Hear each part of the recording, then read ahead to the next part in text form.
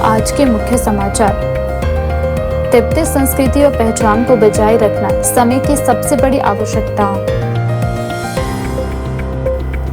1 जून से 9 जून तक नाहन में सजेगा समर फेस्टिवल। ओलावृष्टि और बर्फबारी से मिली गर्मी से राहत। विधायक सतपाल सिंह सत्ती परिवार सहित पहुंचे मतदान करने। रोजगार सृजन पर विशेष फोकस, नरेश चौहान। महिला सशक्तिकरण की मिसाल बना है मेरा बुक कैफे। वेतन नहीं मिला तो थम जाएंगे एचआरटीसी के पहिए। शिमला में सफाई कर्मचारियों का आंदोलन तेज। अब समाचार विस्तार से। मुख्यमंत्री के मीडिया सलाहकार नरेश चौहान ने कहा कि प्रदेश सरकार हिमाचल के पर्यटन क्षेत्र को नई ऊंचाइयों तक पहुंचाने के लिए लगातार प्रभावी कदम उठा रही है। उन्होंने कहा कि सरकार बनने के बाद पर्यटन उद्योग को मजबूत करने, आधारभूत ढांचे के विकास और स्थानीय लोगों के लिए रोजगार के नए अवसर पैदा करने की दिशा में कई महत्वपूर्ण निर्णय भी लिए जा रहे हैं। शिमला सचिवालय में आयोजित प्रेस वार्ता को संबोधित करते हुए नरेश चौहान ने कहा कि हिमाचल प्रदेश की अर्थव्यवस्था में पर्यटन क्षेत्र की महत्वपूर्ण भूमिका है। इसी को ध्यान में रखते हुए राज्य सरकार पर्यटन अवसंरचना को मजबूत करने और पर्यटकों को बेहतर सुविधाएं उपलब्ध करवाने के लिए योजनाबद्ध तरीके से कार्य कर रही है। उन्होंने बताया कि प्रदेश के प्रमुख पर्यटन स्थलों के साथ साथ नए पर्यटन गंतव्यों को विकसित करने पर भी विशेष ध्यान दिया जा रहा है। सड़क संपर्क, बुनियादी सुविधाओं, पर्यटन सुविधाओं और पर्यटक स्थलों के सौंदर्यीकरण से जुड़े कई कार्यों को प्राथमिकता के आधार पर आगे बढ़ाया जा रहा है। सरकार का प्रयास है कि हिमाचल प्रदेश देश और दुनिया के पर्यटकों के लिए एक और अधिक आकर्षण पर्यटन गंतव्य के रूप में स्थापित हो। मीडिया सलाहकार ने कहा कि प्रदेश में होम स्टे क्षेत्र को बढ़ावा देने के लिए भी सरकार ने कई सकारात्मक कदम उठाए हैं। होम स्टे नीति को और अधिक प्रभावी और व्यवहारिक बनाने के लिए आवश्यक कदम उठाए जा रहे हैं ताकि ग्रामीण क्षेत्रों में पर्यटन गतिविधियों को विस्तार मिल सके। इससे न केवल पर्यटकों को स्थानीय संस्कृति और परंपराओं से जुड़ने का अवसर मिलेगा बल्कि ग्रामीण परिवारों की आय में भी वृद्धि होगी। वो बहुत उत्साहित करने वाला है। काफी संख्या में कांग्रेस समर्थित, कांग्रेस विचारधारा के लोग पंचायती राज सिस्टम में जीत के आए और यही ट्रेंड आने वाले कल मुझे लगता है कि चाहे म्यूनिसिपल कॉरपोरेशन के रिजल्ट्स हैं, चाहे वो जिला पंचायत के होंगे या ब्लॉक समिति के होंगे, मैं अब हम इस बात को दावे के साथ कह सकता हूँ कि जो ट्रेंड वोटर्स का है उसमें कांग्रेस पार्टी को समर्थन मिलता अच्छी संख्या में दिख रहा है। सर, जिस तरह से लगातार बीते वर्षों की बात की जाए तो आपदा, प्राकृतिक आपदा आई है, उससे पहले कोरोना रहा है और उसके बाद लगातार पर्यटक जो है वो हिमाचल की ओर बढ़ रहे हैं क्योंकि जिस तरह से मैदानी क्षेत्रों में गर्मी पड़ रही है, तो किस तरह देखते हो, क्या कुछ रहेगा पर्यटकों के लिए? और जिस तरह से पर्यटक पटड़ी पे आना शुरू हुआ है, जो नुकसान हुआ है, देखिए बिल्कुल स्वाभाविक तौर पे 2023 में भी बरसात की वजह से, बारिश की वजह से बहुत नुकसान हिमाचल प्रदेश में हुआ। जो आपदा आई बहुत बड़ा नुकसान हुआ, खास तौर पे उसमें सरकारी संपत्तियों का, लोगों का, और काफ़ी लोगों ने अपनी जानें भी गंवाई और उसकी वजह से जो है हमारा राज्य जो है निश्चित तौर पे सबसे बड़ा जो जीडीपी में कंट्रीब्यूशन है वो पर्यटन से है। और पर्यटन एक ऐसी इंडस्ट्री है किसी भी राज्य के लिए कि जिससे आप समझे कि इन्वायरमेंट को साफ सुथरा है, लेकिन आपकी जो जीएसटी है उसके ज़रिए और एक फ्रेंडली जो है इन्वायरमेंट फ्रेंडली ये इंडस्ट्री है। तो हिमाचल प्रदेश गर्मियों के लिए तो निश्चित तौर पे एक जन्नत है। शिमला का अपना, हिमाचल का मनाली का अपना और बहुत सारे डेस्टिनेशंस है जिनका टूरिस्ट मैप पे, वर्ल्ड डेस्टिनेशन पे अपना एक स्थान है। तो अब 23 में बड़ा नुकसान हुआ जिसकी वजह से जहां प्राइवेट जिनके स्टेक होल्डर्स थे, चाहे होटल वाले हैं, रिजॉर्ट्स वाले हैं या छोटा कारोबारी है, सबको बहुत बड़ा नुकसान 2023 में भी हुआ और उसके बाद वही परिस्थितियां 2025 में भी बनी और उस वक्त भी हमारा बहुत नुकसान जो है पर्यटन का हिमाचल प्रदेश में हुआ। लेकिन इस बार हम उम्मीद कर रहे हैं कि जैसे गर्मी बढ़ी है एकदम, तो फ्लो जो है पर्यटकों का हिमाचल प्रदेश की तरफ रुख किया है। चाहे शिमला की बात करें या आप मनाली की बात करें या आप धर्मशाला, पालमपुर, डलहौजी, कसौली हमारी एक सबसे बड़ी खासियत ये है कि हमारे पास बहुत सारे डेस्टिनेशंस हैं, जाइल है और भी बहुत सारे। तो इसकी हम यही मान के हमारी सरकार की भी नीति है कि जिस तरह हमारी सरकार बनने के बाद माननीय मुख्यमंत्री जी ने एक अपना विज़न रखा कि हमने पर्यटन को आगे बढ़ाना है और सस्टेनेबल करना है, कि आने वाले समय में ये सबसे नंबर 1 इंडस्ट्री हिमाचल प्रदेश की होनी चाहिए। और उसके लिए उन्होंने पूरे जिला कांगड़ा को जो है पर्यटन की दृष्टि से विकसित करने के लिए इन 3 सालों में बहुत बड़ी योजनाएं में काम किया है और वो ज़मीन पे दिखनी भी शुरू हो चुकी है, उसका फ़ायदा भी मिलना शुरू हो। चाहे आप बड़े एयरपोर्ट की बात करें, इंटरनेशनल एयरपोर्ट जो कांगड़ा में है, उसको लिए 2000 करोड़ रुपया राज्य सरकार ने अपने रिसोर्सेज से लैंड एक्विजिशन के लिए खर्च किया। ये अपने आप में बहुत बड़ी उपलब्धि मैं कह सकता हूँ कि इस विज़न के साथ कि आप आने वाले हिमाचल प्रदेश के पर्यटन की दृष्टि से विकसित करने के लिए बड़े फैसले लेने की आवश्यकता थी। वो माननीय मुख्यमंत्री जी ने उसकी आधारशिला रख दी है। चाहे आप जितने भी हेलीपोर्ट्स हैं बहुत तेज़ी से तैयार हो रहे हैं। आज शिमला संजौली से जो हेलीपोर्ट है वहाँ से बड़े जदोजहद के बाद, बड़े स्ट्रगल के बाद उसको शुरू कर पाए और वहाँ से आज हेलीकॉप्टर्स उड़ रहे हैं रिकांगपिओ, किन्नौर, आप कुल्लू मनाली, चंडीगढ़। तो इस तरह से जो है ये सुविधाएं निश्चित तौर पे जो है इंफ्रास्ट्रक्चर को मजबूत करती है और इसी वजह से जो है ये इंडस्ट्री आगे बढ़ेगी। तो मैं समझता हूँ इसमें और बहुत काम हो रहा है सरकार ने, और एशियन जो टूरिज्म का प्रोजेक्ट है एशियन डेवलपमेंट बैंक से, उसके तहत बहुत बड़ा इन्वेस्टमेंट हो रहा है और भी बहुत सारी योजनाएं जो ज़मीन पे जो है लोगों को मिलेगी। तो ये हमारी प्राथमिकता है कि हम इस इंडस्ट्री के लिए एक इंफ्रास्ट्रक्चर और मजबूत करें जिससे ये आगे के लिए हमेशा के लिए सस्टेनेबल हो जाए। और हमारी सरकार ने आप देखेंगे होम स्टे के लिए पूरी नीति को बदलाव करके गाँव में हमारे हिमाचल के जो लोग हैं, जो बच्चे हैं, वो होम स्टे के ज़रिए अपना रोज़गार प्राप्त कर सके, उस नीति को पूरी तरह बदला गया। जहां उसमें पहले 2 कमरे 3 कमरे के लिए था, अब हमने उसको 6 कमरे किए कि 6 कमरे का अगर आपका घर है तो आप उसमें पर्यटन की दृष्टि से उसमें आपको देखो बिजली पानी वो कमर्शियल नहीं है, घरेलू दर पे हैं, उस पर आप बहुत नॉमिनल सा रजिस्ट्रेशन चार्जेस रखा गया है, बहुत सारी सुविधाएं दे रहे हैं। उसका कारण यही है कि हमारे जो बच्चे हैं, हमारे जो लोग हैं हिमाचल के, वो अपना रोजगार इस जरिए जो है होम स्टे के जरिए भी प्राप्त कर सके। तो ऐसे कई बड़े फैसले किए। मैं समझता हूँ ये जो आज हमारी सरकार ने जो फैसले किए, ये आने वाले हिमाचल प्रदेश के लिए और टूरिज्म की दृष्टि से बहुत ही महत्वपूर्ण। निर्वासित तिब्बत सरकार द्वारा धर्मशाला में आयोजित भव्य तिब्बती सांस्कृतिक उत्सव में निर्वासित तिब्बत सरकार के प्रधानमंत्री पेनवा सेरिंग ने तिब्बती संस्कृति, भाषा, पहचान और स्वतंत्रता के संघर्ष को लेकर महत्वपूर्ण विचार व्यक्त किए। उन्होंने मीडिया से बातचीत में कहा कि तिब्बती समुदाय के लिए अपनी सांस्कृतिक विरासत, परंपराओं और मूल पहचान को सुरक्षित रखना आज पहले से अधिक महत्वपूर्ण होता जा रहा है। उत्सव में बड़ी संख्या में तिब्बती समुदाय के लोग, युवा, विद्यार्थी, सामाजिक कार्यकर्ता और विभिन्न देशों से आए प्रतिनिधि उपस्थित रहे। पारंपरिक तिब्बती लोक नृत्य, संगीत, कला और सांस्कृतिक परिस्थितियों के बीच पेनवा सेरिंग ने कहा कि तिब्बत केवल एक भौगोलिक क्षेत्र नहीं बल्कि हजारों वर्षों की समृद्ध सभ्यता, आध्यात्मिक परंपरा और सांस्कृतिक धरोहर का प्रतीक है। उन्होंने कहा कि यदि आने वाली पीढ़ियां अपनी भाषा, संस्कृति और इतिहास को नहीं जानेगी तो उनकी पहचान धीरे धीरे कमजोर हो सकती है।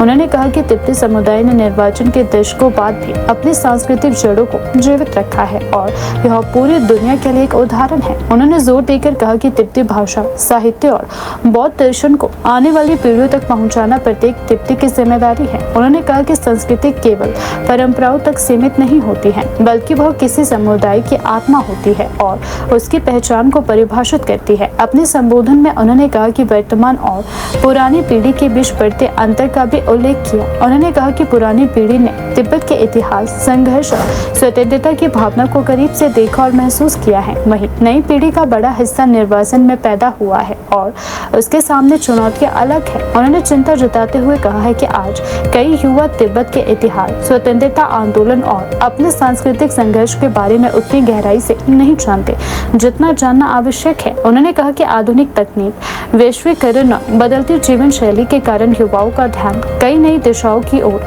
जा रहा है। ऐसे में तिब्बती समाज की जिम्मेदारी और बढ़ जाती है कि वह युवाओं को अपनी जड़ों, इतिहास और सांस्कृतिक मूल्यों से जोड़े रखे। उन्होंने कहा कि नई पीढ़ी को यह समझना होगा कि उनकी पहचान केवल वर्तमान में नहीं बल्कि हजारों वर्षों पुराने इतिहास और विरासत से जुड़ी हुई है। चीन के साथ तिब्बत के लंबे समय से चले आ रहे विवाद का उल्लेख करते हुए उन्होंने कहा कि निर्वासित तिब्बत सरकार की प्राथमिकता हमेशा से शांतिपूर्ण समाधान रही है। उन्होंने कहा कि बातचीत और आपसी सम्मान के माध्यम से किसी भी विवाद का स्थायी समाधान संभव है। उन्होंने दोहराया कि तिब्बती नेतृत्व संघर्ष के बजाय संवाद के रास्ते में विश्वास रखता है और भविष्य में भी इसी नीति पर आगे बढ़ेगा। उन्होंने कहा कि तिब्बती लोगों की राष्ट्रीय पहचान को कमजोर करने के लिए विभिन्न स्तरों पर प्रयास किए गए हैं, लेकिन किसी भी शक्ति के लिए तिब्बती लोगों और उनकी मातृभूमि के बीच मौजूद गहरे भावनात्मक और सांस्कृतिक संबंध को समाप्त करना संभव नहीं है। उन्होंने कहा कि तिब्बती समुदाय चाहे दुनिया के किसी भी हिस्से में रह रहा हो, उसका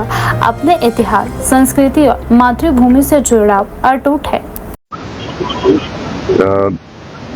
We have been living in India for the last 65 years.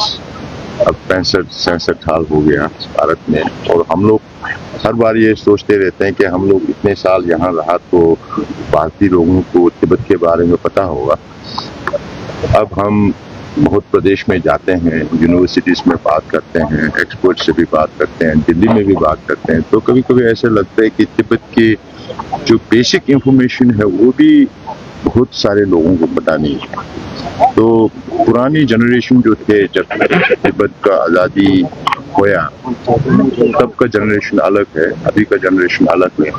तो हम लोगों ने सोचा कि तिब्बत के बारे में, क्योंकि तिब्बत के बारे में भारतीय लोगों को जानना बहुत आवश्यक है, क्योंकि भारत और तिब्बत का सीमा जो है वो अरुणाचल से लेके जम्मू कश्मीर तक जाते हैं।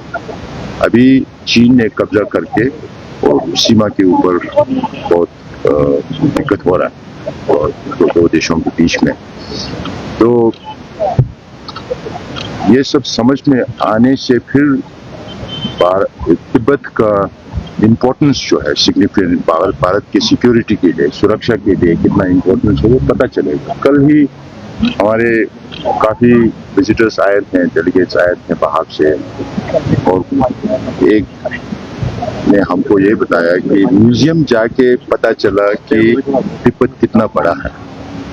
तो तिब्बत बहुत बड़ा क्षेत्र है। लोगों के मन में ये सोच है कि तिब्बत एक भूटान जैसा छोटा सा देश है, वो नहीं है। तो ये सब समझ में आने से फिर तिब्बत और भारत का संबंध, क्योंकि तिब्बत का भाषा जो है वो भारत से आया है। अभी भी हम आपको बताने से काका खांगा, चाचा छाया, ताता ताना, हिंदी से बहुत मिलते हैं। आपका काका खांगा, काका खांगा।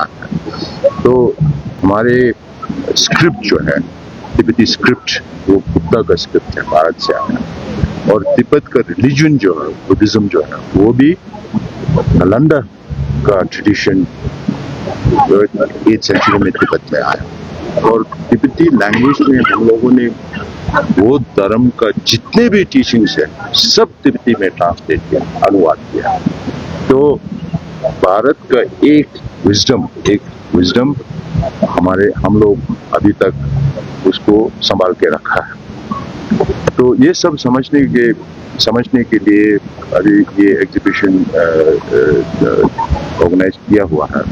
और हमारे सोच ये है कि अगर फंडिंग ज़्यादा हो तो हम लोग और ज़्यादा कर सकें, तो भारत के दूसरे सिटीज़ में कर सकें। अगर नहीं हुआ तो एक साल में एक सिटी में तो हम लोग ज़रूर ऐसे प्रोग्राम करेंगे, जिसके वजह से अवेयरनेस ज़्यादा क्रिएट हो जाएंगे। फिर हम लोग 50-60 साल में इतने अचीव हुआ है परम पूज्य दलाई लामा जी के वजह से, उनके लीडरशिप के वजह से। फिर हम लोगों ने यहाँ निर्वासित का सरकार, तो वो भी we are very thankful to the government of people of India for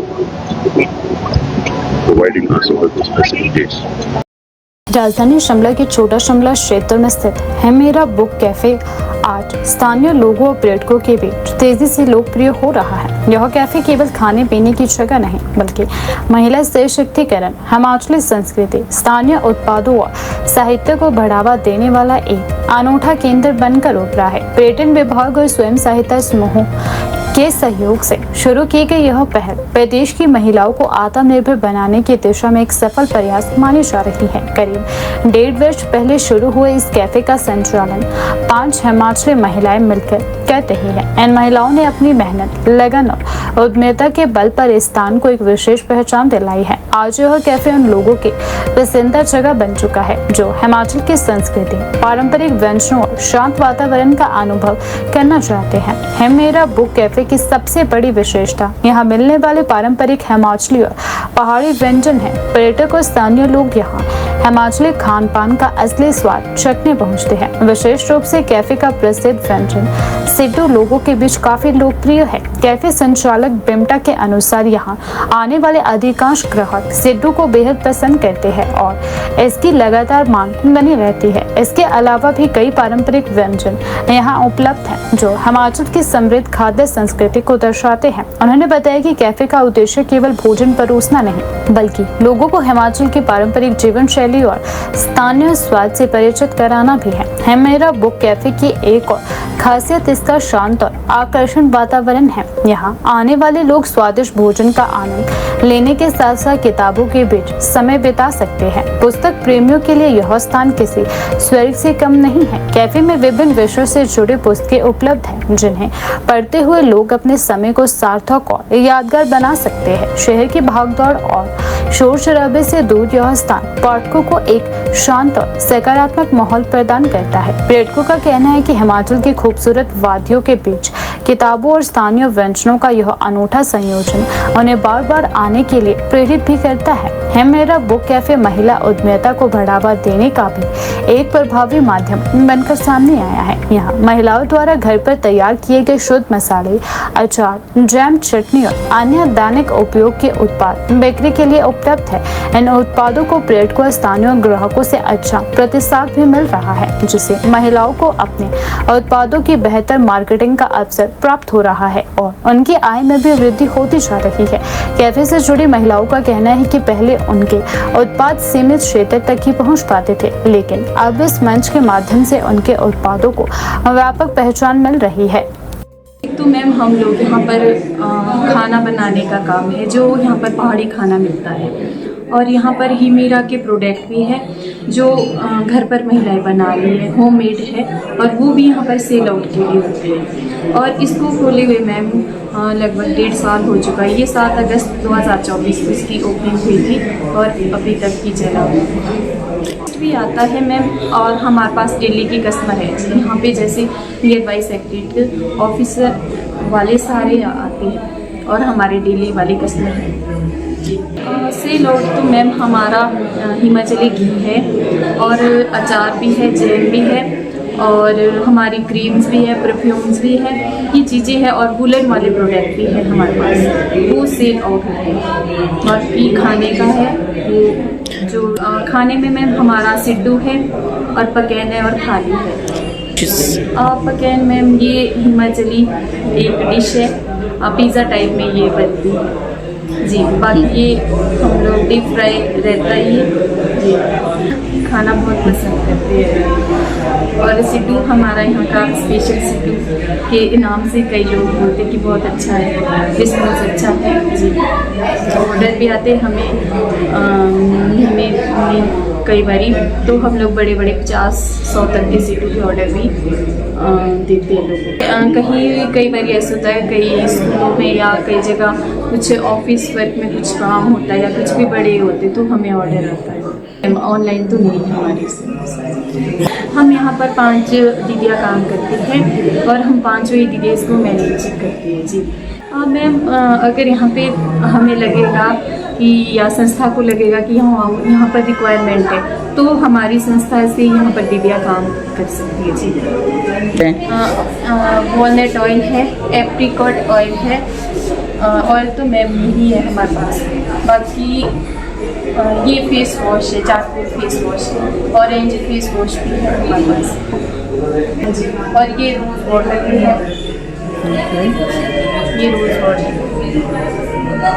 rates तो मैम देखो अब होममेड है मैम, रेट्स के लिए मैं ये नहीं बोलूँगी कि हमारे पास डिस्काउंट भी है। जो प्राइस लगे हुए उस प्राइस पे नहीं बेचते हम लोग, हम डिस्काउंट कर देते हैं। हमें लगता है कि इस प्रोडक्ट में डिस्काउंट है तो डिस्काउंट कर देते हैं। ये है मेरा एक हमारे महिलाओं द्वारा जो प्रोडक्ट वगैरह है, ये उसको दिया गया एक ब्रांड का नाम ही मेरा है। और इसमें सारी हिमाचल की महिलाएं जो भी प्रोडक्ट वगैरह बनाती है उन प्रोडक्ट को आगे सेल आउट करने के लिए प्रोडक्ट को ही मेरा ब्रांड का नाम दिया गया, ब्रांड है मेरा। जिला सिरमौर मुख्यालय नाहन में इस वर्ष में गर्मियों के मौसम को यादगार बनाने के लिए 1 जून से 9 जून तक भव्य समर फेस्टिवल का आयोजन किया जाएगा। इस 9 दिवसीय उत्सव का आयोजन लोक जनमंच समर फेस्टिवल समिति द्वारा किया जा रहा है। फेस्टिवल को लेकर तैयारियां अंतिम चरण में पहुंच चुकी है और आयोजकों द्वारा इसे सफल बनाने के लिए व्यापक स्तर पर व्यवस्थाएं भी की जा रही है। समिति के पदाधिकारियों ने जानकारी देते हुए बताया कि समर फेस्टिवल का उद्देश्य न केवल लोगों को मनोरंजन प्रदान करना है, बल्कि स्थानीय कला, संस्कृति और प्रतिभाओं को मंच उपलब्ध करवाना भी है। इस दौरान नाहन शहर में सांस्कृतिक, सामाजिक और मनोरंजन गतिविधियों की धूम रहेगी। 9 दिनों तक चलने वाले इस आयोजन में प्रदेश और बाहरी राज्यों से आने वाले कलाकार अपनी प्रस्तुतियों से दर्शकों का मनोरंजन करेंगे। आयोजकों के अनुसार समर फेस्टिवल में लोक संस्कृति को विशेष महत्व दिया जाएगा। हिमाचली लोक नृत्य, लोक संगीत, पारंपरिक सांस्कृतिक कार्यक्रमों के साथ साथ आधुनिक संगीत और रंगारंग प्रस्तुतियां भी आकर्षण का केंद्र रहेगी। इसके अलावा स्थानीय कलाकारों, स्कूली विद्यार्थियों और विभिन्न सांस्कृतिक संस्थानों को भी अपनी प्रतिभा प्रदर्शित करने का अवसर प्रदान किया जाएगा। समिति के सदस्य ने बताया कि फेस्टिवल के दौरान बच्चों के लिए विशेष गतिविधियां, खेल प्रतियोगिताएं और विभिन्न मनोरंजन कार्यक्रम आयोजित किए जाएंगे। इसके अलावा स्थानीय हस्तशिल्प, कला और पारंपरिक उत्पादों को बढ़ावा देने के लिए विशेष स्टॉल भी लगाए जाएंगे, जहां लोग स्थानीय उत्पादों का आनंद ले सकेंगे। आज की जो प्रेस वार्ता यहाँ रखी गई है वो जो है लोक जनमंच संस्था है और इसमें मैक्सिमम जो है युवा लोग जुड़े हैं इस संस्था के साथ। और संस्था का उद्देश्य जो है ये है कि आज की जो युवा पीढ़ी है वो नशे से दूर रहें। और जो एक नारा पहले से चला आ रहा है कि युवा खेलेगा तो देश आगे बढ़ेगा, इसमें थोड़ा सा हमने और भी जोड़ दिया है कि युवा खेलेगा, युवा पढ़ेगा और युवा सांस्कृतिक गतिविधियों की और भी जो है ध्यान रखेगा तो भारत हमारा देश आगे बढ़ेगा। तो इसी सिलसिले में जो है हमारे कुछ जो नौजवान साथी है लोक जनमंच संस्था के, वो एक यहाँ पर नाहन शहर के अंदर जो है एक मेला आयोजित कर रहे हैं। और मेला ये ऐसे समय पे हो रहा है जब एक जो चुनाव प्रक्रिया है यहाँ पर हिमाचल के अंदर वो अंतिम चरण पे है। 30 तारीख को अभी खत्म हो जाएगा, 31 तारीख को जो है रिजल्ट्स आ जाएंगे। तो हम जनता से भी और युवाओं से भी अपील करते हैं कि 1 तारीख से और 9 तारीख तक जो है नाहन चौगान के अंदर जो ये मेला आयोजित किया जा रहा है, ये बहुत अच्छा एक कार्यक्रम होगा और इसमें बड़े बड़े अच्छे अच्छे कलाकार इन लोगों ने मंच ने जो है ये बुलाए हैं। इसमें पहला जो 4 तारीख को एक यहाँ पे प्रोग्राम होगा, गटका नाइट के होगा। और 5 तारीख को जो सिंगर है पंजाब के जो फर्स्ट 10 जो सिंगर्स हैं वहाँ के, जो वहाँ टैलेंट कंपटीशन हुआ था उसमें उनका नाम था दलजीत सिंह सिंगर जी, वो 5 तारीख को यहाँ पर 5 जून को यहाँ आएंगे और बहुत अच्छी खूबसूरत नाइट जो है वो यहाँ रहेगी। उसके बाद 6 तारीख को जो है 6 जून को जो माने हमारे सिंगर है, पहाड़ी सिंगर है रघुवीर सिंह, वो यहाँ पर जो है 6 तारीख को उनके यहाँ पे कार्यक्रम होगा।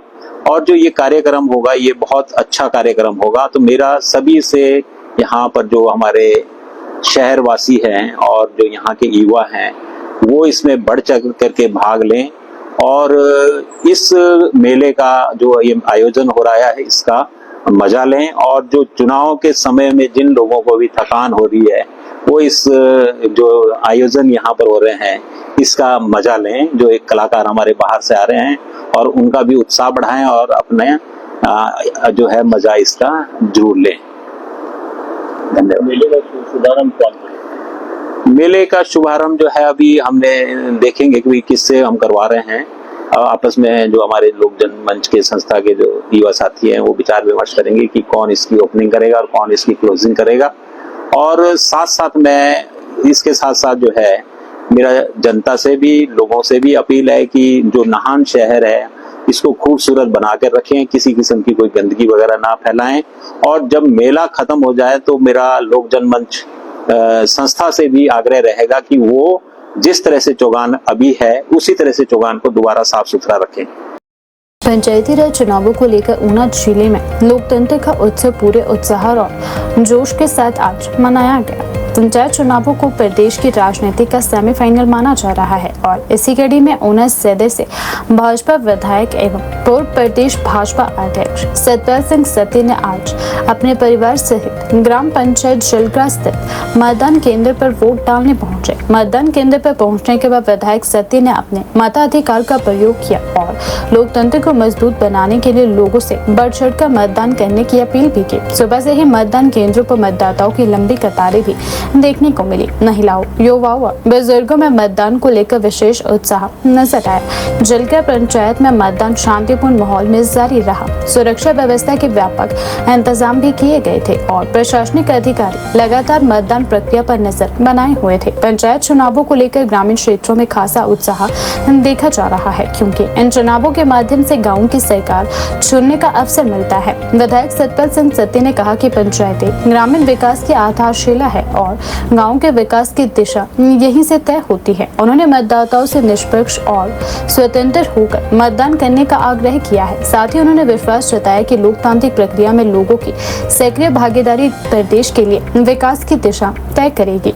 राजनीतिक दृष्टि से भी इन चुनावों को बेहद महत्वपूर्ण माना जा रहा है। आगामी विधानसभा और लोकसभा चुनावों से पहले पंचायत चुनावों के परिणाम राजनीतिक दलों को जमीनी पकड़ और जन समर्थन का संकेत देंगे। इसी कारण राजनीतिक गलियारों में इन्हें सत्ता का सेमीफाइनल कहा जा रहा है। ऊना जिले के विभिन्न पंचायत क्षेत्रों में सुबह से ही मतदान की रफ्तार तेज रही। कई मतदान केंद्रों पर मतदाताओं की लंबी कतारें देखने को मिली है। ग्रामीण क्षेत्रों में लोगों ने अपने दैनिक कार्यों से पहले मतदान केंद्र पहुंचकर मतदान किया। चुनाव आयोग और जिला प्रशासन ने शांतिपूर्ण मतदान सुनिश्चित करने के लिए पर्याप्त सुरक्षा बल तैनात किए हैं। इस बीच विभिन्न राजनीतिक दलों के समर्थन में मतदान प्रतिशत बढ़ाने के लिए सक्रिय दिखाई थी। हालांकि मतदान केंद्रों के आसपास आदर्श आचार संहिता का पालन सुनिश्चित करने के लिए प्रशासन पूरी तरह खड़ा रहा। पंचायत चुनावों के नतीजों पर अभी सभी की निगाहें टिकी हुई है। माना जा रहा है कि इन चुनावों के परिणाम आने वाले समय में जिले और प्रदेश की राजनीति की दिशा तय करने में महत्वपूर्ण भूमिका निभा सकते हैं। हिमाचल प्रदेश के अंदर पंचायती राज संस्थाओं के आज अंतिम चरण में हम लोग पहुंच गए हैं। प्रदेश की जनता ने बढ़ चढ़ करके इसमें हिस्सा लिया, उसके लिए मैं जनता को बहुत बहुत धन्यवाद करता हूं, बधाई देता हूं, क्योंकि चुनाव लोकतंत्र का एक पर्व होता है, उसको हम सब लोगों को पार्टिसिपेट करना चाहिए, उसमें जाना चाहिए और उसके साथ साथ हमें समझदारी से वोट डालना चाहिए।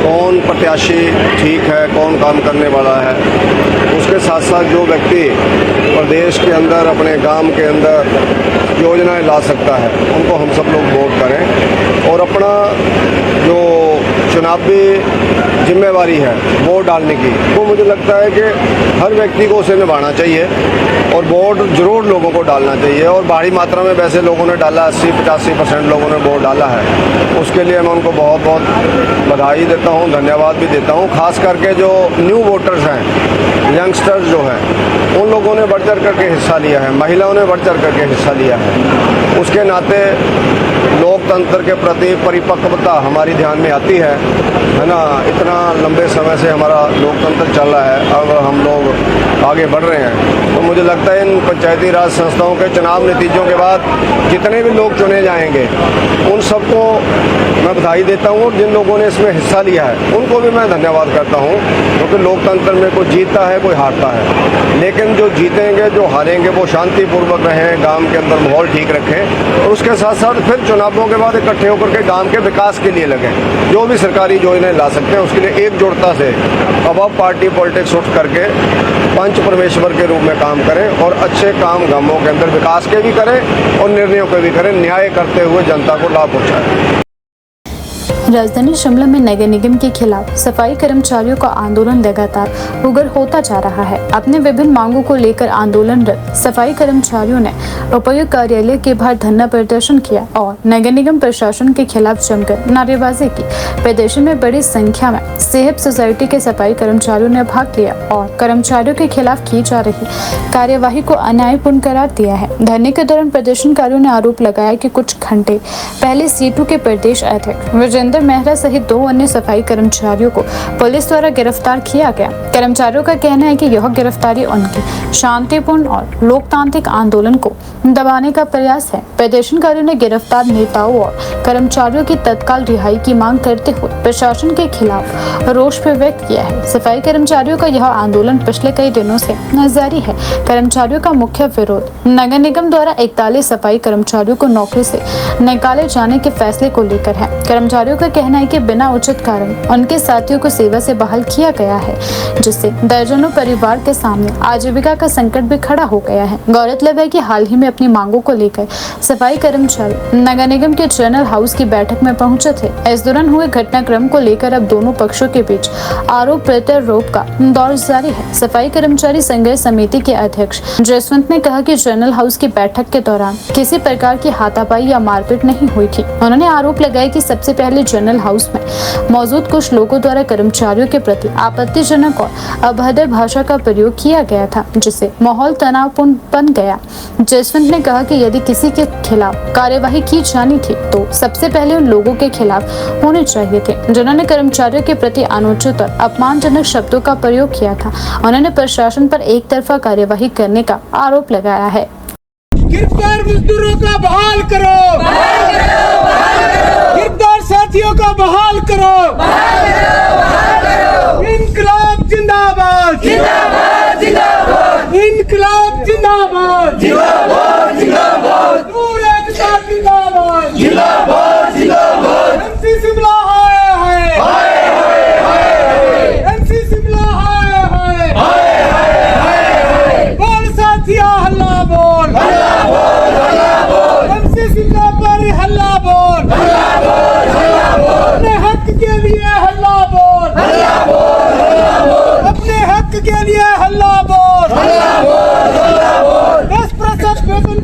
आज जो है ये आंदोलन इसलिए किया जा रहा है क्योंकि जो हमारे 3 लोग जो है जिन्हें अरेस्ट कर दिया गया है, हम सरकार से ये मांग करते हैं कि उनको जो जल्द से जल्द रिहा किया जाए। और कल जो हमारा प्रोटेस्ट हुआ था, इतना बड़ा जो बवाल हुआ था, वो हमारे कारण नहीं हुआ क्योंकि हम जो है शांतिपूर्ण ढंग से जो अपना आंदोलन कर रहे थे और बीच में आके जो मेयर साहब ने बिना वजह से जो बढ़ के और इस कारण जो ये इतना बड़ा हंगामा हुआ। और मैं ये भी कहना चाहता हूँ क्योंकि मेयर साहब ने भी तो अंदर पुलिस प्रशासन के जो कर्मचारी उनको जो गलत कहा, पहले उनको अरेस्ट किया जाए, हमें तो बाद में अरेस्ट किया जाए। हमने तो किसी को गलत बोला नहीं, सिर्फ बातचीत हुई, थोड़ी धक्का मुक्की, बस यही हुआ है। मांग चाहते हैं हमारे जो 3 कर्मचारी जो अरेस्ट किए हैं जल्द से जल्द उनको रिहा किया जाए ताकि जो हम ये अपना प्रोटेस्ट भी बंद कर सके। और हमारी जो डिमांडें हैं और हम निगम प्रशासन से भी कह रहे हैं कि जल्द से जल्द जो 41 कर्मचारी उनकी बहाली की जाए ताकि ये प्रोटेस्ट ख़त्म हो। इनको रिहा नहीं किया जाता तो ये प्रोटेस्ट जो है आगे चलता रहेगा जब तक जो है हमारी डिमांडें पूरी नहीं होती और जो ये अरेस्ट किए हुए हमारे कर्मचारी इनको बाहर नहीं किया जाता तब तक ये प्रोटेस्ट जो जारी रहेगा। हम जो है अपने आप अंदर नहीं जाना चाहते थे क्योंकि हमें जो उकसाया गया वो मेयर साहब द्वारा जो उन्होंने हमारे साथ व्यवहार किया वो ठीक नहीं था, क्योंकि इसी वजह से जो वहाँ पे जो है आक्रोश में आ गए और धक्का मुक्की हो गई। इस तनावपूर्ण माहौल में जो है हमारे कर्मचारी अंदर घुसे। हिमाचल पथ परिवहन निगम HRTC के कर्मचारियों की लंबित वेतन को लेकर विवाद एक बार फिर गहरा गया है। शनिवार को शिमला के पुराना बस स्टैंड स्थित HRTC कार्यालय में निगम के प्रबंध निदेशक MD निपुण जिंदल और HRTC बस एवं कंडक्टर यूनियन के पदाधिकारियों के बीच महत्वपूर्ण बैठक आयोजित की गई। बैठक में कर्मचारियों के लंबित वेतन का मुद्दा प्रमुखता से उठा और यूनियन ने सरकार और प्रबंधन को कड़ा संदेश दिया है। बैठक के बाद मीडिया से बातचीत करते हुए HRTC बस एवं कंडक्टर यूनियन के अध्यक्ष मान सिंह ठाकुर ने कहा कि यदि 1 जून की रात 12 बजे तक कर्मचारियों के बैंक खातों में वेतन जमा नहीं किया जाता है तो यूनियन को मजबूरन आंदोलन का रास्ता अपनाना पड़ेगा। उन्होंने स्पष्ट शब्दों में कहा कि 1 जून की रात 12:01 के बाद प्रदेश भर में HRTC बसों का संचालन बंद कर दिया जाएगा। उन्होंने कहा कि यूनियन लंबे समय से कर्मचारियों के वेतन भुगतान को लेकर सरकार और निगम प्रबंध के समक्ष अपनी मांग रखती आ रही है, लेकिन हर महीने कर्मचारियों को अपने वेतन के लिए संघर्ष करना पड़ता है। यह स्थिति अब बर्दाश्त से बाहर हो चुकी है। यूनियन अध्यक्ष मान सिंह ठाकुर ने आरोप लगाया कि HRTC कर्मचारियों के साथ लगातार भेदभावपूर्ण रवैया अपनाया जा रहा है। उन्होंने कहा कि प्रदेश के अन्य सरकारी विभागों के कर्मचारियों को हर महीने समय पर वेतन मिल जाता है, लेकिन HRTC कर्मचारियों को अपने वेतन के लिए इंतजार करना पड़ रहा है। उन्होंने सवाल उठाते हुए कहा कि जब निगम के कर्मचारी भी प्रदेश की जनता को महत्वपूर्ण सेवाएं प्रदान कर रही है तो उनके साथ अलग व्यवहार क्यों किया जा रहा है। समय पर वेतन न मिलने से उनके परिवारों पर सीधा असर पड़ रहा है। मान सिंह ठाकुर ने कहा कि कर्मचारियों ने हमेशा कठिन परिस्थितियों में भी अपनी जिम्मेदारियां निभाई है। प्राकृतिक आपदाओं, खराब मौसम और अन्य चुनौतीपूर्ण परिस्थितियों में भी HRTC कर्मचारियों ने जनता को परिवहन सुविधाएं उपलब्ध करवाई है। इसके बावजूद उन्हें समय पर वेतन न मिलना कतई दुर्भाग्यपूर्ण है। नोटिस दिया था कि सैलरी अगर 1 तारीख को मिलती है तो ठीक, अगर 1 तारीख को 12 बजे के बाद पहले नहीं मिलती है तो 2 बजे के बाद 2 तारीख को हम पहिए जाम करेंगे। हमने नोटिस दिया हुआ था। आज उसके एवज में माननीय प्रबंध निदेशक महोदय जी ने मीटिंग के लिए बुलाया था। हमारी और भी मांगे थी, एक मांग पत्र भी दिया था, उसकी मीटिंग भी हुई, लेकिन बाकी मांगों को जैसे परने और गमछे का जो ऑर्डर किए थे उसको तुरंत प्रभाव से माननीय प्रबंध निदेशक महोदय जी ने माना है। हमारी प्रमोशन की बात को माना है। हमारे जो भी छिटपुट जो उनके करने के जो काम थे उन्होंने उनको तो माना, लेकिन जब आई सैलरी की बात तब उनके भी हाथ खड़े हो गए कि 2-4 दिन रुक जाओ। तो यूनियन ने बिल्कुल इस बात को डिनाई किया कि हम 1 तारीख तक वेट करेंगे, लेकिन 2 तारीख रात 12 बजे के बाद, 1 तारीख रात 12 बजे के बाद HRTC के पहिए हम रोक देंगे और हमने वॉकआउट किया। उसके बाद एक नोटिस हमने और दिया जिसमें कि ओवरटाइम नाइट 150 करोड़ लेने को है, एरियर 20 करोड़ लेने को है और एरियर जो है वो अरबों के हिसाब से लेने को है, मेडिकल रिम्बर्समेंट 20 करोड़ लेने को है उसका, और भी मांगे हमारी हैं, उसका भी नोटिस आज हमने दे दिया है। 24 तारीख तक हमारे सभी ड्यूज अगर नहीं दिए गए तो हम 25 तारीख से HRTC के पहिए बिल्कुल थाम देंगे।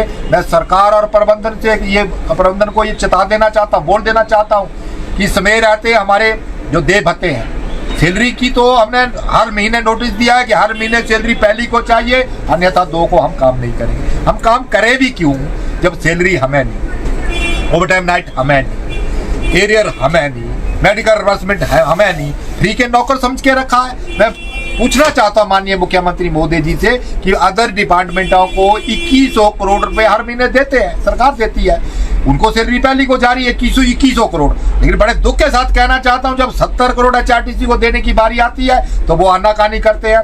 HRTC के कर्मचारियों के साथ सरकार जो ये सौतेला व्यवहार कर रही है, ये थोड़े दिनों से नहीं है, बहुत सालों से, जब से सरकार आई है, कभी 10 को है, कभी 8 को है, कभी 6 को, आज तक हमने सहन किया, लेकिन अब सहन करने की शक्ति जो है HRTC के कर्मचारियों की खत्म हो चुकी है। और ये हमारा फैसला जो है 1 तारीख को यानी कि सोमवार को HRTC के कर्मचारियों के खाते में अगर सैलरी आती है तो ठीक है, नहीं तो 1 तारीख रात 12 बजे के बाद HRTC के पहिए जो थमेंगे। और जो दूसरा नोटिस हमने दिया है 24 तारीख तो उनको टाइम दिया है, लेकिन 10 तारीख से हम पूरे हिमाचल प्रदेश में गेट मीटिंगों के जरिए रोज प्रकट करेंगे और 25 तारीख को HRTC के पहिए जो है तब भी रुकेंगे अगर हमारे ड्यूज नहीं दिए गए। मैं मानता हूं कि जनता के ऊपर इसका असर पड़ेगा। मैं हिमाचल प्रदेश की जनता से गुहार लगाना चाहूंगा कि माननीय मुख्यमंत्री महोदय जी से पूछे कि आखिर इन्होंने काम किया है तो सैलरी क्यों नहीं, आखिर इन्होंने 75 महीने ओवरटाइम नाइट लगाया है, जेब से खर्चा हुआ पैसा है, वो 150 करोड़ कब देंगे और एरियर हमारा कब देंगे? पूरे हिमाचल प्रदेश के कर्मचारियों को 50,000 एरियर की किस्त मिल गई है। मेडिकल रिवर्समेंट जो बीमार होते हैं लोग, उनको कब 3 से 4 साल हो गए, 1 रुपया तक नहीं दिया। मैं पूछना चाहता हूं कि अगर HRTC के कर्मचारियों को सैलरी नहीं है तो काम कैसे करेंगे? अगर मैं माननीय मुख्यमंत्री मोदी जी से भी निवेदन करूंगा, मैं हिमाचल प्रदेश की जनता से भी निवेदन करूंगा कि प्रदेश की जनता माननीय मुख्यमंत्री जी मोदी जी से पूछे आखिर 2100 करोड़ जब दे देते हैं आप तो 70 करोड़ क्यों नहीं? इससे सीधा सीधा जाहिर होता है कि HRTC के कर्मचारियों के साथ अन्याय किया जा रहा है और अन्याय जो है बिल्कुल सहन नहीं करेंगे। मैं हिमाचल प्रदेश की जनता से भी निवेदन करना चाहूंगा कि 2 तारीख को बुकिंग ना कराएं और HRTC के अगर सैलरी आ गई 1 तारीख को तो वेल एंड गुड, गाड़ियां चलेंगी, हम बिल्कुल नहीं रोकेंगे। प्रदेश की जनता भी CM साहब से ये गुहार लगाए कि इनकी सैलरी 1 को दे, हम नहीं रोकेंगे। हम कौन होते हैं रोकने वाले? हमारे को ड्यूज समय पे मिले, हमारे को हर चीज समय पे मिले, तो हम पहले भी काम करते आए हैं और उसके बाद भी काम करेंगे। साहब से बात हुई, उन्होंने हमारी और मांगे थी, जैसे प्रमोशन के बारे में थी, मेडी पर्सन एक्ट हमारे हम मांग रहे हैं कि जैसे लड़ाइयाँ हो रही हैं हिमाचल पथ परिवहन निगम में ड्राइवर कंडक्टरों को जगह जगह, आपने सुना होगा अभी हाल ही में वोल्वो ड्राइवर के साथ मारपीट हुई, कभी जोगिंदर नगर में होती है, कभी राजगढ़ में होती है। तो हमारा पहली डिमांड थी मेडी पर्सन एक्ट की, उन्होंने कमेटी बना दी और लॉ ऑफिसर की जिम्मेवारी दी है कि बहुत जल्द इसमें एजेंडा बनाया जाए और हम सरकार के पास जाएंगे और कि ऐसा कोई कानून इनके लिए भी बनना चाहिए। उस बात को भी माना। हमारी जो वर्दी की बात है उन्होंने कहा बहुत जल्द वर्दी आएगी। हमारी एक बात और थी कि परना और गमछा जो इन्होंने कहा था कि ड्राइवर कंडक्टर नहीं रख पाएंगे, वो ऑर्डर जो है तुरंत प्रभाव से इन्होंने विड्रॉ कराया है। जो इन MD साहब के लेवल की बातें थी इन्होंने सारी मानी, लेकिन पैसे की बात जब आती है तो HRTC को क्या पूरे प्रदेश के कर्मचारियों को जो सरकार सैलरी देती है? HRTC 75 करोड़ कमाती है, 150 करोड़ खर्चा है क्योंकि फ्री बांटा है सरकार ने, तो वो सरकार देती है। जब बात आती है हमारे ड्यूज की तो सरकार मुकर जाती है। तो उन्होंने कहा कि 2 दिन रुक जाओ, 4 दिन रुक जाओ, लेकिन हमने वॉकआउट किया है कि अब ये 2-4 दिन की तो बहुत बड़ी बात है। अब 1 तारीख 12:01 पे हम बंद करेंगे, 1 मिनट नहीं रुकेंगे, ये मैं कड़ी चेतावनी दे देना चाहता हूँ। हिमाचल प्रदेश में पिछले 2 दिनों के दौरान मौसम ने ऐसा रुख बदला है कि पूरे प्रदेश का जनजीवन प्रभावित हो गया है। मौसम विभाग द्वारा जारी चेतावनियों के बीच शुक्रवार और शनिवार को राज्य के कई हिस्सों में तेज तूफान, भारी बारिश, ओलावृष्टि और ऊंचाई वाले क्षेत्रों में बर्फबारी दर्ज की गई। इस अचानक बदले मौसम ने जहां एक और भीषण गर्मी से परेशान लोगों को बड़ी राहत पहुंचाई है, वहीं दूसरी ओर सेब उत्पादक क्षेत्रों में हजारों बागवानों के लिए चिंता की नई लकीरें भी खींच दी है। राज्य के शिमला, कांगड़ा, मंडी, हमीरपुर, सिरमौर, सोलन, किन्नौर और चंबा जिलों में व्यापक स्तर पर बारिश हुई। वहीं लाहौल स्पीति, चंबा और कांगड़ा की ऊंची पर्वत चोटियां एक बार फिर बर्फ की सफेद चादर से ढक गई है। कई क्षेत्रों में भारी ओलावृष्टि होने से सेब, पलम, नाशपाती और अन्य गुठलीदार फलों की फसलों को व्यापक नुकसान पहुंचने की आशंका भी जताई जा रही है। प्रदेश में हुई बारिश और बर्फबारी का असर तापमान पर भी स्पष्ट रूप से दिखाई दे रहा है। मौसम विभाग के अनुसार अधिकतम तापमान में करीब 5 डिग्री सेल्सियस तक की गिरावट दर्ज की गई है, जिससे पिछले कई दिनों में पड़ रही भीषण गर्मी से लोगों को राहत मिली है। इसके अलावा जंगलों में धधक रही आग पर भी बारिश ने काफी हद तक काबू पा लिया है। राजधानी शिमला में शुक्रवार शाम मौसम ने अचानक करवट ली। शाम करीब 7 बजे तेज तूफान के साथ मौसम बिगड़ना शुरू हुआ और कुछ ही देर में मूसलाधार बारिश और ओलावृष्टि शुरू हो गई। लगभग आधे घंटे तक चले इस बारिश ने शहर के कई हिस्सों में जल भराव की स्थिति भी पैदा कर दी। ऊपरी शिमला के कई इलाकों में गिरे बड़े बड़े ओलों ने सेब बागवानों को भारी नुकसान पहुंचाया है। बागानों में फलों को बचाने के लिए लगाई गई एंटी हेल नेट तक कई स्थानों पर टूट चुकी है। बागवानों का कहना है कि इस समय सेब के फल विकसित होने की अवस्था में है और ओलों की मार से फलों की गुणवत्ता तथा उत्पादन दोनों प्रभावित हो सकते हैं। शिमला जिले के रामपुर, बुशहर और रोडू क्षेत्र सबसे अधिक प्रभावित क्षेत्रों में शामिल रहे। रामपुर की नोक वैली में डसा और जुगनी गांव में भारी ओलावृष्टि दर्ज की गई। खेतों और बागानों में कई मिनट तक ओलों की सफेद परत बिछी रही और रोडू के शिरोलथा और खड़ा पत्थर क्षेत्रों में तेज बारिश के कारण बड़े आकार के ओले गिरे। स्थानीय बागवानों ने बताया कि इस वर्ष फूल आने के दौरान भी ओलावृष्टि हुई थी, जिससे फल बनने की प्रक्रिया प्रभावित हुई थी। अब दूसरी बार हुई ओलावृष्टि ने उत्पादन को लेकर गंभीर आशंकाएं पैदा कर दी है। कई किसानों का कहना है कि यदि आने वाले दिनों में मौसम ऐसे प्रकार बना रहा तो इस वर्ष सेब उत्पादन पर व्यापक असर पड़ सकता है। इससे हजारों परिवारों की आर्थिक स्थिति प्रभावित होने की संभावना है, क्योंकि ऊपरी हिमाचल की अर्थव्यवस्था काफी हद तक बागवानी पर ही निर्भर करती है। किन्नौर जिले के कई इलाकों में शुक्रवार दोपहर बाद मौसम ने अचानक करवट ली। तेज हवाओं, कड़कड़ाती बिजली और बारिश ने लोगों को घरों में रहने के लिए मजबूर कर दिया। कई क्षेत्रों में ओलावृष्टि भी दर्ज की गई है। स्थानीय लोगों के अनुसार मौसम में आए अचानक बदलाव से तापमान में उल्लेखनीय गिरावट दर्ज की गई है। पहाड़ी क्षेत्रों में ठंडक लौट आने से लोगों को एक बार फिर गर्म कपड़ों का सहारा लेना पड़ रहा है। कुल्लू जिले के ऊंची घाटी में शुक्रवार शाम का मौसम किसानों और बागवानों के लिए किसी आपदा से कम नहीं रहा। सुबह से ही बादल छाए हुए थे, लेकिन शाम 6 बजे के बाद अचानक तेज बारिश और ओलावृष्टि शुरू हो गई। डोबी, दुआड़ा, शेलड़ और आसपास के गाँव में 5 से 7 मिनट तक हुई ओलावृष्टि ने भारी नुकसान पहुँचाया।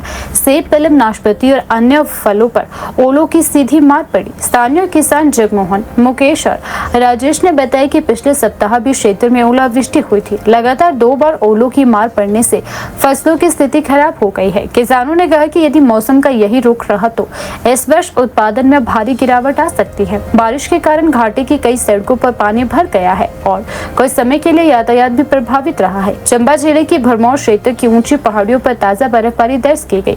मौसम विभाग के आंकड़ों के अनुसार भरमौर की ऊंची चोटियों में 5.08 सेंटीमीटर ताजा हिमपात हुआ है। बर्फबारी के साथ निचले क्षेत्रों में बारिश हुई, जिससे तापमान में अचानक गिरावट आई। गर्मी से राहत मिलने के कारण स्थानीय लोगों ने राहत की सांस ली। हालांकि किसानों को फसलों पर पड़ने वाले प्रभाव की चिंता सताने लगी है। पांगी घाटी में भी दोपहर के समय हल्की बारिश हुई। कई दिनों से गर्मी झेल रहे लोगों को मौसम में आए बदलाव से काफी राहत मिली है। कांगड़ा जिले में शनिवार को मौसम ने एक बार फिर करवट बदली। सुबह करीब 11 बजे धर्मशाला और आसपास के क्षेत्रों में तेज हवाओं के साथ बारिश शुरू हो गई। दोपहर बाद एक बार फिर बारिश का दौर चलने लगा। धौलाधार पर्वतमाला की ऊंची चोटियों पर हल्का हिमपात भी दर्ज किया गया है। वहीं जिले के कई हिस्सों में ओलावृष्टि भी हुई है। बारिश के कारण तापमान में उल्लेखनीय गिरावट आई है और धर्मशाला का अधिकतम तापमान करीब 27 डिग्री सेल्सियस दर्ज किया गया है। स्थानीय लोगों का कहना है कि पिछले कई दिनों से पड़ रही उमस भरी गर्मी के बाद यह बारिश किसी राहत से कम नहीं है।